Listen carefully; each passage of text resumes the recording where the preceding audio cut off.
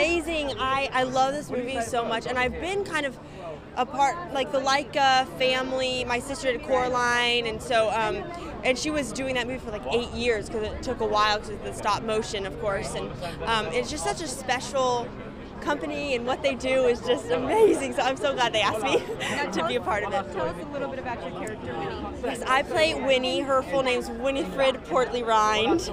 She's kind of spoiled, I would say, a little bratty, and you want to kind of hate her in the beginning, but you learn to love her so much because she has this little feisty personality, and she means well. She has a good heart, so she was cool to play. Yeah, she's such a fun.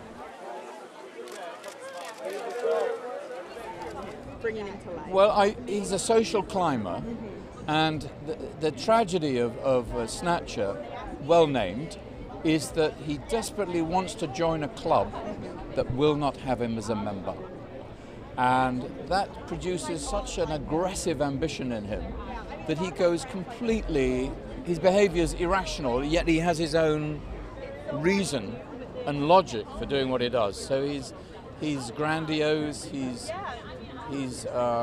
full of himself, and the part that I found very enjoyable was his social climbing, and how I allowed him to have almost two voices.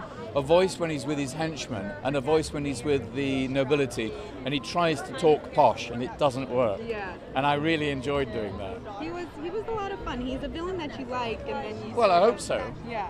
Because I mean, there's a sadness in him, but then he covers up with all this flamboyance and his costume and his gestures. Yeah, there's a sadness in him, but I always like finding that in my characters. Find the little wound that they're covering up. It's a good way to do it.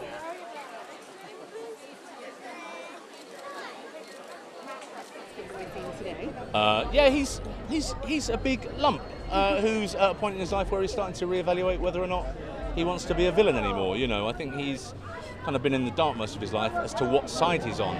And then I think, you know, through working with Sir Ben's character, you realise that he's a baddie, you know.